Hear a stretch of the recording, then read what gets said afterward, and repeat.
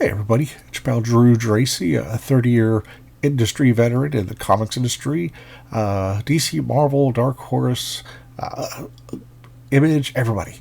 Well, also a three-time author. I have 3 books on Amazon exclusive, and you can see a preview of each one to see if you like it or not. But I'm going to tell you, you're going to like it. Happy Juneteenth. I said that prematurely yesterday. It was Juneteenth Eve. And if that's even a thing. Well, okay, here we go. This is for the middle-aged people and older. Dynamite magazine was, to my knowledge, it wasn't on the newsstands. I think years later it did, but the only way I knew about this, I only saw it, was in grade school. They had a monthly check-off list of things you could order, whether it's magazines or some other stuff, like a variety of magazines, as well as just other cool stuff, like maybe a book or maybe something else. But so, I'd have to, sound silly to say pre-order this, but, I would pay and it would show up in class, and, we'd spend a little time reading whatever we bought. So I'm going to start this off. This came out in 1974. And no, Dynamite does not publish Mad Magazine or any such thing. And it's not even like a callous promotional thing. I mean, back then, people weren't that cynical. I think they just knew the attraction of Mad Magazine and Alfred E. Newman, and they just said, well, let's put it on the cover. It's very popular. And Dynamite was great at the time, but it was great if you're a preteen, because if you're a teenager or older, it's so hokey. But for a preteen, this is a lot of fun. So it came out in 74. If that looks familiar, there's a good reason for it. There's a lot of great stuff for kids in here. See, they describe how Mad Magazine is made and works, and they have cartoons aplenty. And this guy, they also have articles and stuff that people like grade schoolers would love to read. And this guy, he's showing all these magic tricks and how they work, and quickie tricks that you could do, like pseudo magic. Some more cartoons. I love the art style. Here we go. Superhero Confidential, the thing that really shocked the heck out of me. And I originally ordered this because of Alfred E. Newman, but when I saw this, it was really great. For like a year or two, Mad Magazine had only 2 pages reprinting of a Marvel story, just to give you the gist of what the character is going through. In May of 1962, Marvel Comics took a normal everyday nuclear physicist, blasted him with gamma rays, and then turned him into a jolly green giant who wasn't jolly and didn't say ho-ho. Unable to accept his fate, the awesome ogre started wreaking mindless destruction everywhere he went. The people who got out of his way named him the Hulk. After all, what would you do what would you call a 500-pound monster who just walked through a wall? And this is from Hulk #1, and I believe it's been recolored. It's definitely been touched up. I mean, maybe not as much as Corey Siedelmeyer does for the Marvel Masterworks, where they restore the art painstakingly.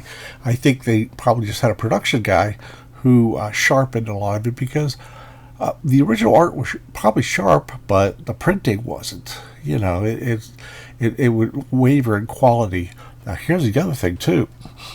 Excuse me. He's green in his origin, but he was actually gray in his first appearance. And I guess they decided to go with green because people who were reading Hulk comics or, knew who he was, they only seen him as green. And there's no explanation, but for something like this, it doesn't need to be explained. But it just really, I love those 2 panels down there. I mean, that was jarring to me as a little kid. I was like, whoa. And There goes the Geiger counter, takes off. I was like, wow, that was great. It's only 2 pages, and then they do Q&A, like handy hunks of Hulk history to hold over your friends. And here's a celebration of this woman named Carolyn King, first girl in Midwest Little League. Not to be confused with Carole King, the songwriter. She talks about no place like home as in base. And then there's calendar. Hey, do you know this is National Music Week? They put in a lot of interesting stuff. Record star Jesse Owens sets the world's record for holds the world record for setting records. He sets 6 track records in one day, 1935. And you know those Germans were just like, especially the big one, was like losing his mind about that. Scoop of ice cream. Man, yeah, there's all stuff that kids like. And I loved it. I'd read it from cover to cover a couple of times. The need of sneakers. I didn't know because I had a lot of hand-me-downs from my cousins, and I didn't really care either. Here's like a puzzle. You fold it up and it becomes this really weird-ass character. Ooh, I said ass. Hope the teacher didn't hear that. Big league name calling. How Walt Frazier and his nickname and other stars got theirs. It's interesting. I am not a sports guy. I'm very much a fair-weathered fan. If the Steelers are having a good year, I'll follow them. And if the Penguins are doing good, I'll follow them. And there's this cartoon that comes out every month. And I like the cartoon. It's fun.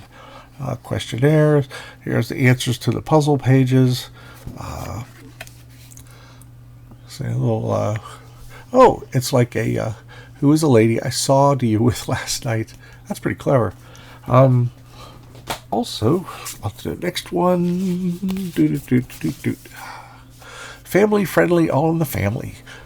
This was a mega huge show, and people can't imagine what a big impact some of these TV shows were. There's only 3 channels, not counting the UHF channel, which was always blurry and hard to see, and it usually was channel 53 in Pittsburgh, and that's where I would watch the Marvel superhero cartoons what do they call that? Oh, sorry, Mrs. Okay, I'm sorry, I cussed. Do I have to sit in a corner now?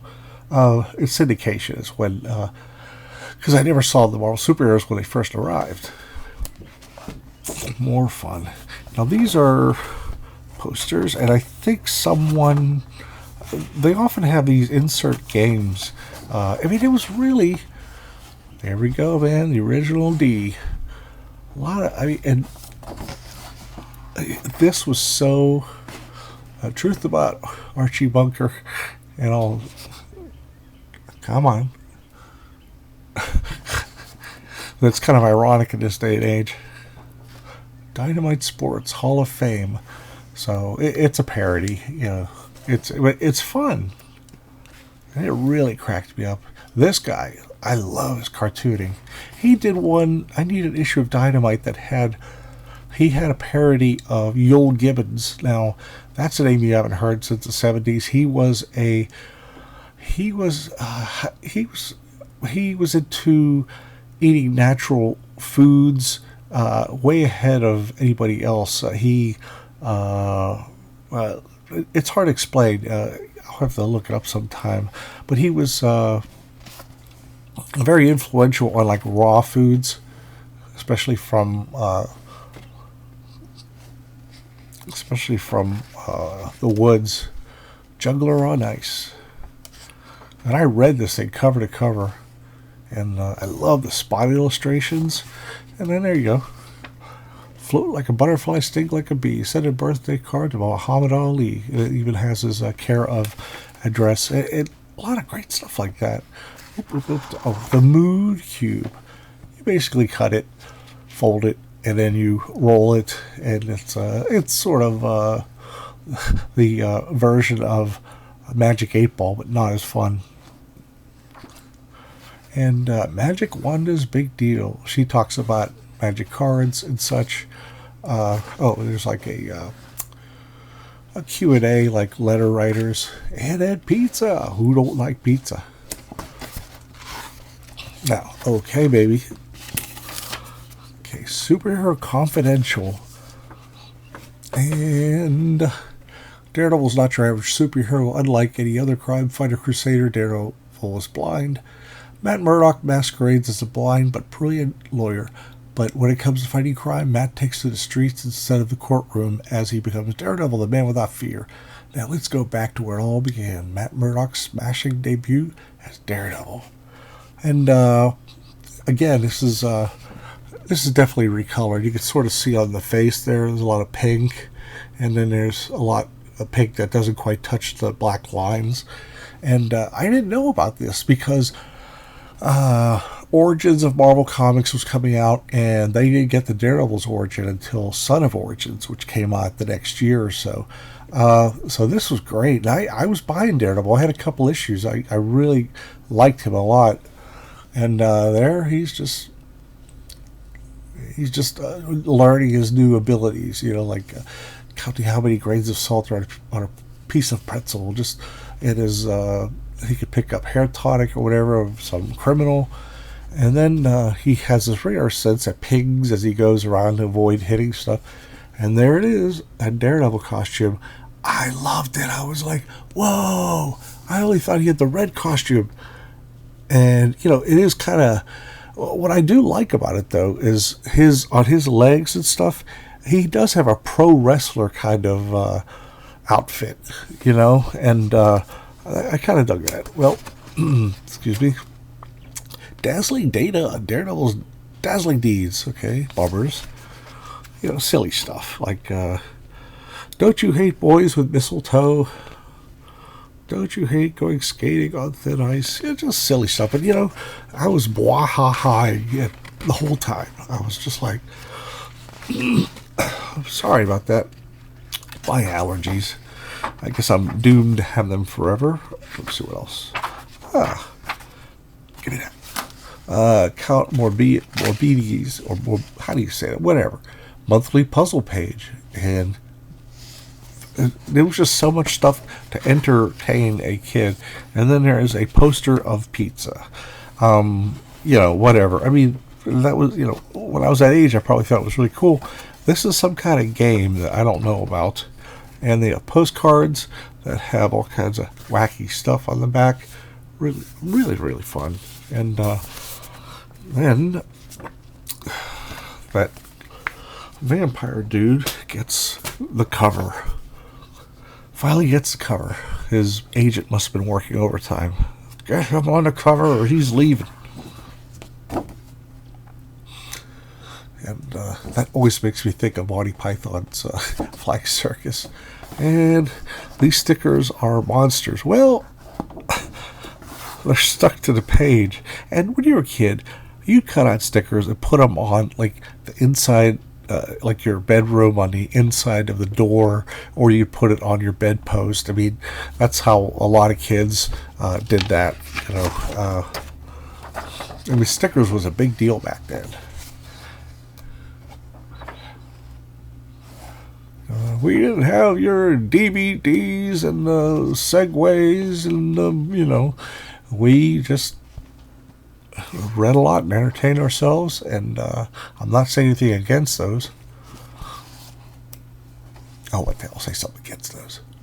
So, a parody, Mad Magazine style, but and Talking with Radar. And, MASH was probably the biggest show on the air at the time. And it was really enjoyable. They really knew how to... they know how to cater to kids. That was my age. That were my age. Saying it all wrong. Baseball players do the battiest things. So there's a lot of silliness, but man, it was great. Well, this was great too. I didn't know Iron Man was gray.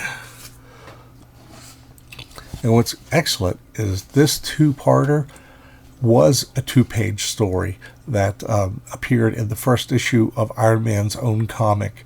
And this was the backup. It just had 2 pages, recapping the origin for those who were new, because they really hadn't recapped at that point. and see like it's like watercolor or it's almost magic markers, and it's really cool. Little does Okay, focus. Little does Tony Stark realize that his field trip to South Vietnam will make a hero out of him, or superhero, in fact. He had better steel himself for the explosive turn of events that's headed his way. The wealthy industrialist is about to trade in his suits of clothes for a suit of armor. Follow with us the power play that transformed Tony Stark into a metal marvel. Iron Man by Gene Colan. I don't remember who inked it. Maybe Johnny Craig. He was around a lot. Some more really fun. I love the cartoon. Oh, more answers. And this was, again, he was not in the original origin of Marvel Comics. He was in the second one. So again, this I saw for the first time. It's just a real treat. But I don't know if a lot of kids are cynical these days and probably would rather play with video games. So, but you can't impress upon them enough that how important the Fonz was to our culture. He was the biggest guy. I mean, he was the Fonz. One sec. I mean, Happy Days was just another top TV show. Yeah, we learned a little about Henry Winkler, and give me a second, I gotta find that. Where does it say Superhero Confidential? I'm probably looking right up. Okay, who's Daredevil's worst foe? Let's see. That's actually a pretty badass picture of the Fonz. You usually don't see him glowering because he felt the responsibility to the kids to not like be too much of a roughneck. So see, I'm cleaning my words up. Oh, sweet zoo! I had never seen a llama ever. Handy dandy tricks from Wendy. The famous House of Wax, Madame Tussauds Wax Museum. And that was neat too. Just they really, I don't think anything was wasted. Well, for a change, this episode reprints a 1974 book written by Tony Isabella, penciled by Bob Brown, and I love this. These allergies of mine. I loved the team of Isabella and Bob Brown on Daredevil. I'm going to do a future episode on why they made me love Daredevil. This month, who? The Owl. Matt Murdock, the ace criminal lawyer, has taken on the toughest criminals in the courtroom and beaten them all. As Daredevil, the blind superhero known as the Man Without Fear, has tackled some of the same villains out in the streets, never one to let crime pay. Daredevil's death-defying feats have put crime where it belongs, behind bars. Ugh, catch my breath. Play. But there's one villain who continues to ruin Daredevil's moments of peace. He is the Owl, one of Daredevil's oldest and most clever foes. Here we find the old bird up to his old tricks. Cornered by Daredevil and his fellow crime fighter Black Widow, the Owl sprayed a blinding gas to his pursuers, hoping to make his getaway. Will Daredevil and his lady-love Black Widow be left out in the dark? Will the Owl fly to freedom? Let the Man Without Fear answer that one himself. No way. And he's just making these really, really incredible, like, over-the-top. He's just extending himself so much as an acrobat to catch up to the Owl. And here he's just like, he's just diving at him. The issue or two before, Daredevil's Billy Club got destroyed, and it was a time where he had like a rope and a hook, you know, kind of like what you do when you climb a building, which is pretty clever. Well, he manages to reach out. He's like, you're second rate. Without your Billy Club, you're just another second rate acrobat. And you're not even that good. You know something, Al? You talk too much. Our falling will kill us both. No one's going to die just yet, least of all you. Well, there he is, with also Shauna the She-Devil. I'll cover her also later. She was she was in a few issues as well. Why weren't you affected by the gas? I suppose the poison the owl gave me acted like a kind of deterrent. Funny, isn't it? How the owl tripped himself this time. I was totally grooving on this stuff, especially that this just came out. I'm like, I have this issue. An objective overview of the odious operations of the ominous and overstepped owl, which Marvel's bullpen pages for the longest time, they would go through the entire alphabet with like really crazed headlines like this, and it was fun. It just says, it gives, what's that? Don't you hate warm milk in your cold cereal? Absolutely. Here we go. Count Morbida's monthly puzzle page. I'll get it right. It's not Morbius. See, a lot of cool stuff.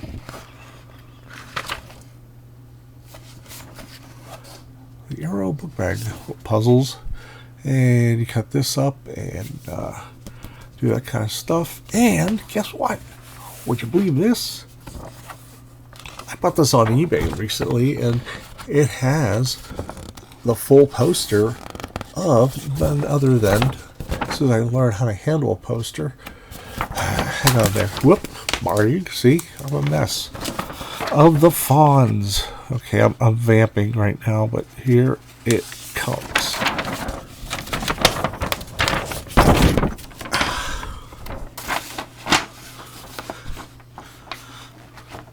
It's in excellent shape. I may just put this on the wall. What the heck?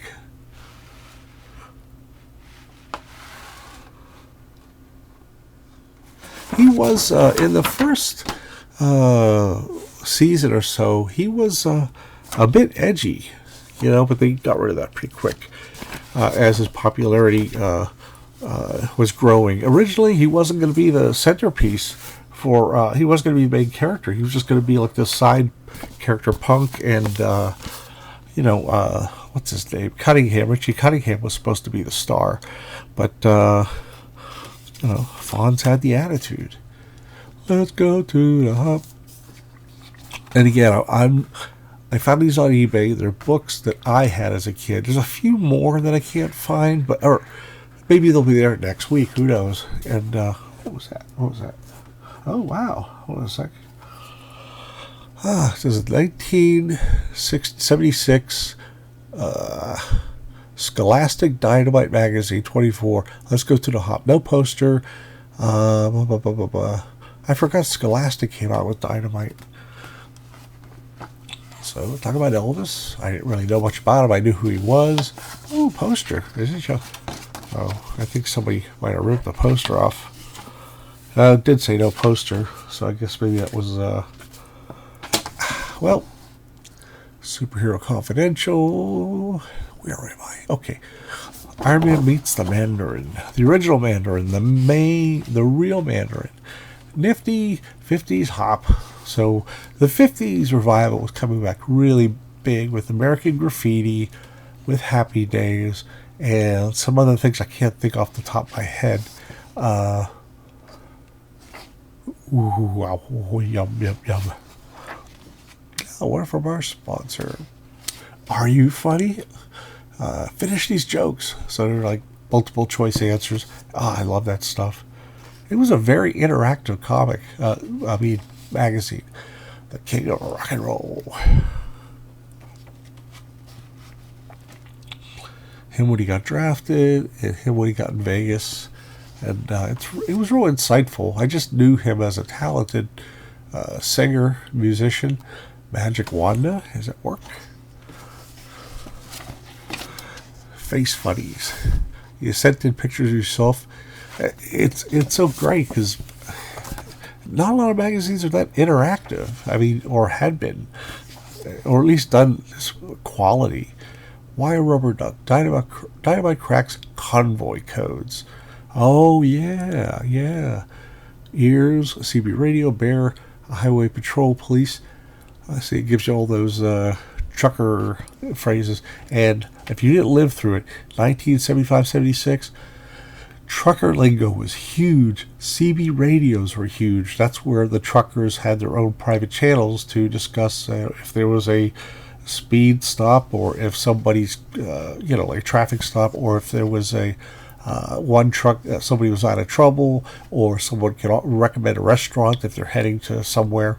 And it was really big. And then it got so big that it was like a top 10 song called Convoy by, I can't think of the guy's name, but he eventually went on to a bigger fame. I can't think of what its name. But he basically used all these phrases, and it was a very catchy tune. It had strings in it, though. Like everything had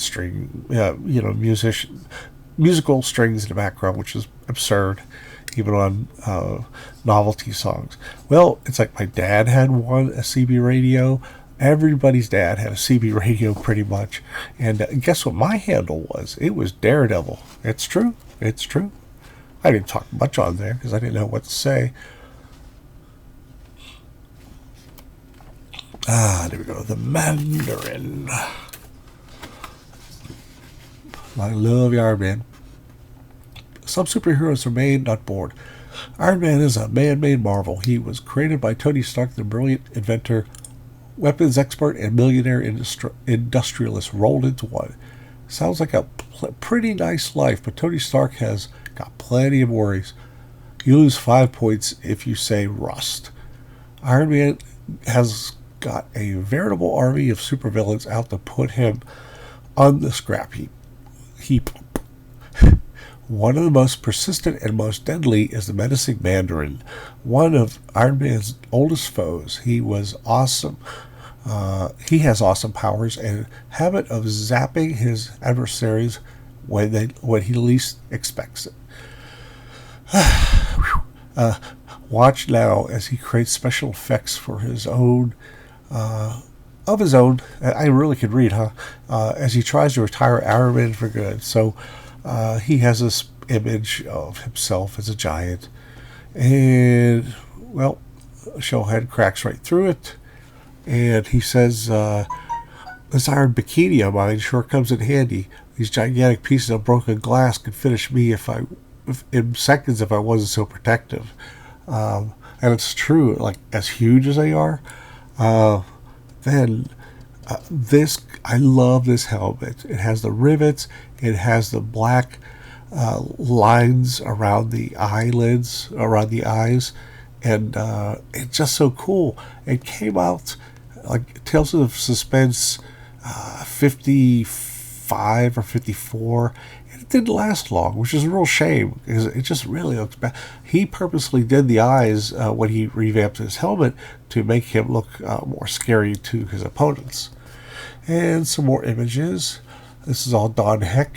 I think he's inking himself. But I love that. That is so Wally Wood. I mean, I don't think Wally Wood did it, but that's just a beautiful pose. And beautiful sheen to the armor. And there's a little white halo around that. I love that stuff. Okay, and he gets chopped. Missing him. Finally catches him. There he goes. That was worth everything. Now, if I could just make it to the missile chamber, because Mandarin had a bunch of missiles that were heading to the U.S. and their allies. More on Mandarin. I am such a good orator today. More on the Mandarin's menacing madness. I love the Q&As there, and I don't even think I did see this in the cartoon that was syndicated. And the sound effects and the music was always great. Dynamite Sports the World. There's Howard Cosell, Count Morbidaz. I'm never going to get to say that word, no matter how many times I have it in front of me. Another blast from the past. So, they have a reader participation. Letters page. I think that's Lindsay Wagner, the Bionic Woman. And that's Space 1999, and that is a creature from the Black Lagoon, of course. king of the comic book collectors. This kid has more comics than anyone, and he'll give you some info on what comics are worth. I better get that next issue online. And just goofy fun stuff. The answer to the last month's Mission Impossible page. The cake will be another cut and paste, whatever put together. And that's all I have for Dynamite right now. But, you know, a lot of you kids, which is pretty much anybody younger than me, you might think, oh, this is quaint. And it was quaint. And it was great fun. I mean, Scholastic really knew how to entertain children and yet not talk down to them. You know, that was the important thing. Anyway, but if you're a geezer like me, let me know in the comments if you like it. And please hit like if you like it. And please subscribe. I would love that. I take no advertising money from anybody. So there's no, you know, abrupt change. And, you know, I just want to do this to have fun. And hopefully it's fun for you too. And ciao.